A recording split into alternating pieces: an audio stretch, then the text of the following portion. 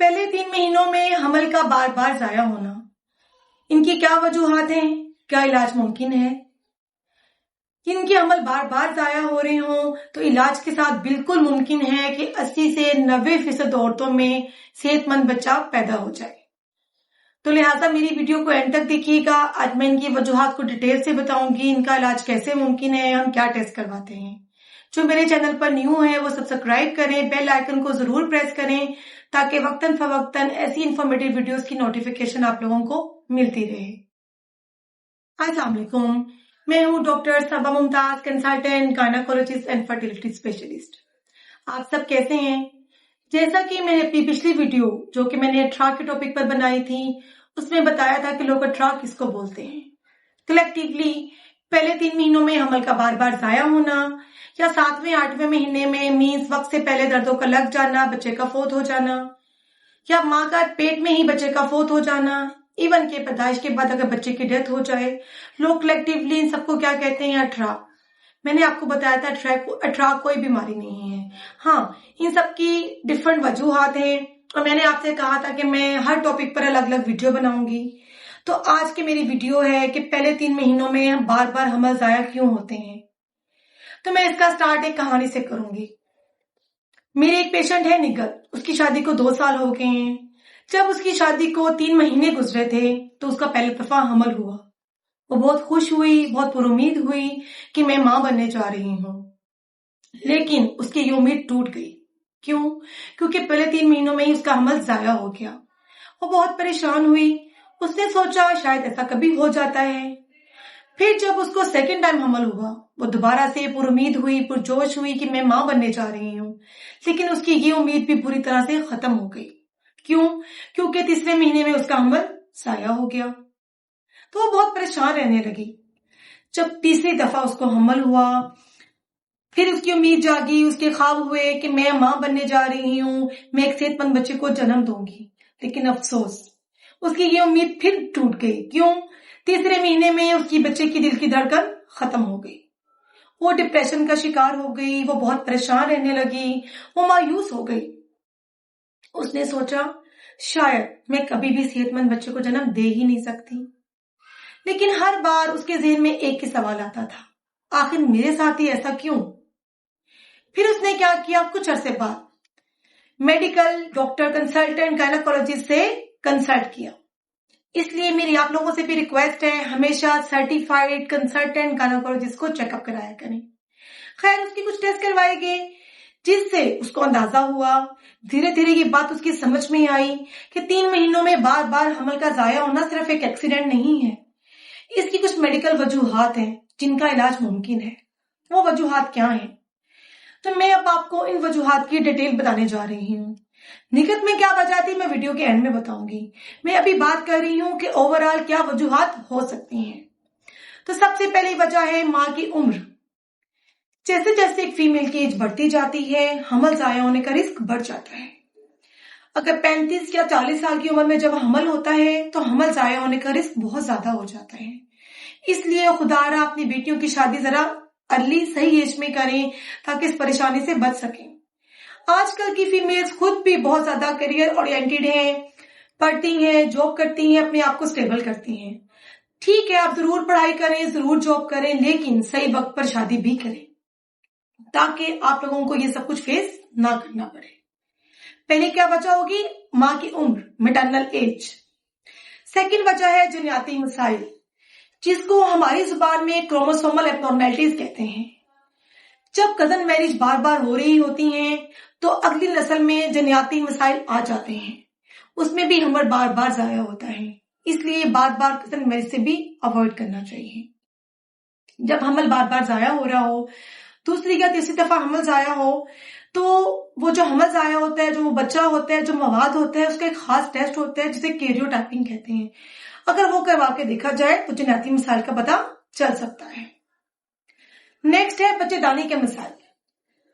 बच्चेदानी की बनावट में नुक्स हो सकता है। एक फीमेल की बच्चेदानी पैदाइशी तौर पर ही ठीक नहीं होती, या फिर उसके अंदर एक एक्स्ट्रा पर्दा जिसको सेप्टेट यूट्रस कहते हैं वो बना होता है। इसमें हमल होता जरूर है, बच्चे की ग्रोथ शुरू होती है, लेकिन जैसे ही बच्चे की मजीद बड़ा होता है क्योंकि उसके पास स्पेस नहीं होती तो वो हमल जाया हो जाता है। या फिर अगर बच्चेदानी के अंदर कोई रसोली हो, वो ऐसी जगह पर हो जहां पे बच्चे ने आके जुड़ना हो, तो भी हमल जाया हो जाता है। ये है बच्चेदानी के मसाइल। जैसा कि मैंने आपको बताया, माँ की उम्र, जनियाती मसाइल, बच्चेदानी के मसाइल। नेक्स्ट है हार्मोनल चेंजेस। एक फीमेल बॉडी में कुछ रतूबतें होती हैं जो कि पूरी बॉडी को कंट्रोल करती हैं। अगर वो हार्मोन्स डिस्टर्ब हो जाए, उसकी वजह से भी हमल जाया हो सकता है। जैसा कि थायराइड, गिलट का मसला। अगर किसी फीमेल को गिलट का मसला है तो पहले 3 महीनों में हमल जाया होने का रिस्क बहुत ज्यादा है। इसी तरह से एक हार्मोन होता है प्रोलैक्टिन, जो कि नॉर्मली एक फीमेल बॉडी में दूध पैदा करने में हेल्प करता है, माँ में दूध पैदा करने में हेल्प करता है। अगर इसका लेवल एक फीमेल में हमल से पहले ही बहुत ज्यादा हो तो हमल के शुरू में हमल जाया होने का रिस्क बहुत ज्यादा होता है। इसी तरह से प्रोजेस्टेरोन हार्मोन, जो कि हमल को मजबूत करता है, अगर प्रोजेस्टेरोन की कमी है तो भी हमल जाया होने का रिस्क बढ़ जाता है, हमल कमजोर रह जाता है। या फिर अगर माँ में कुछ मेडिकल डिसऑर्डर्स हों, जैसा कि शुगर, ब्लड प्रेशर, जिगर का मसला, गुर्दों का मसला, अगर वो अनकंट्रोल्ड हो तो भी हमल जाया हो सकता है। अगर वो कुछ ऐसी अद्वियात ले रही है जो कि हमल में सेफ नहीं है तो भी हमल जाया होने का रिस्क है। तो ऐसी फीमेल को चाहिए कि हमल प्लान करने से पहले इन बीमारियों को मुकम्मल तौर पर कंट्रोल करें, इसके बाद हमल प्लान करें। इसके अलावा माँ में कुछ और मसाइल हो सकते हैं। माँ में खून के मसले हो सकते हैं, जैसा कि थ्रोम्बोफिलियास हो सकते हैं। एक बीमारी है जिसको हम कहते हैं anti phospholipid syndrome, protein C, protein S की डेफिशिएंसी। इनमें क्या होता है, थैलेसीमिया में भी हमल जाया हो सकते हैं। कि जो थ्रोम्बोफिलियास है ये एंटी फॉस्फोलिपिड सिंड्रोम है। इनमें होता क्या है, एक फीमेल का खून गाढ़ा हो जाता है। वो नालियां जो कि बच्चे को खुराक दे रही होती हैं, बच्चे को खून सप्लाई कर रही होती हैं, उनमें खून जम जाता है, खून के लोथड़े जमा हो जाते हैं, बच्चे को खून नहीं जाता। बच्चे को जब खून नहीं जा रहा, बच्चे को ऑक्सीजन नहीं जा रही, खुराक नहीं मिल रही, तो बच्चे की ग्रोथ रुक जाती है। ऐसी कंडीशन में या तो बच्चे की धड़कन बनती नहीं है, अगर बच्चे की धड़कन बन जाए तो आगे जाके धड़कन खत्म हो जाती है। इसके अलावा कुछ और भी वजूहात हैं, जैसा कि इन्फेक्शन, टोर्च इन्फेक्शन, जिसमें टॉक्सोप्लाज्मोसिस, रुबेला ऐसे इन्फेक्शन है। अगर मदर में ये इन्फेक्शन हो जाए तो भी हमल जाया होने का रिस्क है। यूटीआई, मीन मसाने की सोजिश, अगर सिवियर यूटीआई हो तो भी हमल जाया हो सकता है। ये तो है मोटी मोटी वजूहात। 50% केसेस में कोई वजह नहीं मिलती, इसको हम कहते हैं अनएक्सप्लेन्ड, जिसकी कोई भी रीजन नहीं है। ये तो हो गई सारी वजूहात। अब इनको ट्रीट कैसे किया जाए। जब भी कोई फीमेल या कपल आपके पास इस कंप्लेंट के साथ आए कि उसके हमल बार बार जाया हो रहे हैं, तो सबसे पहले तो हमदर्दी के साथ उनको डील करें, उनको बिठाएं और उन्हें बताएं कि मायूस नहीं होना, मायूसी कुफ्र है। उससे कुछ सवालात करें, उसकी वजह जानें और उसको बताएं, उसको होप दिलाएं कि इलाज के साथ 80 से 90% चांस है कि सेहतमंद बच्चा पैदा हो सकता है। ये बहुत बड़ी फिक्र है। हमने वो वजह कैसे मालूम करनी है। अब फीमेल से प्रॉपर हिस्ट्री लेंगे, मीन से सवालात करेंगे, पूरी डिटेल से उसे बातें करेंगे और काफी हद तक हमें तो वजह उन सवालात से ही मालूम हो जाएगी कि आखिर क्या वजह थी। फिर कुछ ब्लड टेस्ट हैं जो कि हम करवाते हैं। सबसे पहले ब्लड ग्रुप बहुत इंपॉर्टेंट है। इसके बाद कंप्लीट ब्लड काउंट, सीबीसी, उसमें पेशेंट की एचपी देखी जाती है कि पेशेंट में खून की शदीद कमी तो नहीं है। टीएचसी देखा जाता है कि पेशेंट में इन्फेक्शन तो नहीं चल रहा। इसके अलावा थायराइड, गिलेट के टेस्ट करवाए जा सकते हैं, शुगर के टेस्ट करवाए जा सकते हैं, जिसमें HbA1c भी शामिल है। उससे ये भी अंदाजा हो जाता है कि फीमेल की शुगर कैसी जा रही है, कंट्रोल्ड है कि अनकंट्रोल्ड है। इसके अलावा अगर हमें हिस्ट्री से कोई शक है तो हम हार्मोनल लेवल भी करवा सकते हैं, जिसमें प्रोलैक्टिन का लेवल है, प्रोजेस्टेरोन हार्मोन का लेवल है। ये सब टेस्ट बहुत इंपॉर्टेंट है। इसके अलावा हम पेल्विक अल्ट्रासाउंड करके देख सकते हैं कि बच्चेदानी में, अंडेदानियों में कोई मसला तो नहीं है। और कुछ स्पेसिफिक टेस्ट हैं जो कि हम एंटी फॉस्फोलिपिड सिंड्रोम के लिए करवाते हैं, जिसमें lupus anticoagulant, anti cardiolipin antibodies शामिल हैं। अगर वो टेस्ट पॉजिटिव आए तो हम लेबल कर देते हैं कि इस फीमेल को एंटी फॉस्फोलिपिड सिंड्रोम है और इसका इलाज बिल्कुल मुमकिन है। जब पेशेंट की हिस्ट्री اور ہمارے ٹیسٹوں سے ہمیں وجہ معلوم ہو جائے تو اس کے مطابق اس کا ٹریٹمنٹ کیا جاتا ہے. اگر فیمیل کو تھائرائیڈ کا مسئلہ ہے, مطلب گلٹ کا مسئلہ ہے, تو ہم اس کے اسپیشلسٹ ڈاکٹر اینڈوکرائنولوجسٹ کے پاس بھیجتے ہیں. اگر پیشنٹ کو شوگر کا مسئلہ ہے تو ہم شوگر کے ماہر ڈاکٹر کے پاس بھیجتے ہیں. اگر پیشنٹ میں کوئی ایسا مسئلہ ہے, پہلے سے گردوں کا جگر کا مسئلہ چل رہا ہے, تو ہم اس کو میڈیکل اسپیشلسٹ کے پاس بھیجتے ہیں تاکہ اس کی بیماری کو مکمل طور پر کنٹرول کیا جا سکے. جب بیماری کنٹرول ہو جائے پھر وہ حمل پلان کریں. اگر کسی فیمیل میں اینٹی فاسفولپڈ سنڈروم ہے, جو کہ میری پیشنٹ نگت, اس کی میں نے پہلے بات کی تھی, تو اس کی اینٹی باڈی ٹیسٹ پازیٹیو آیا تھا, اس کو اینٹی فاسفولپڈ سنڈروم تھی. اس کا ٹریٹمنٹ کیسے کیا جاتا ہے؟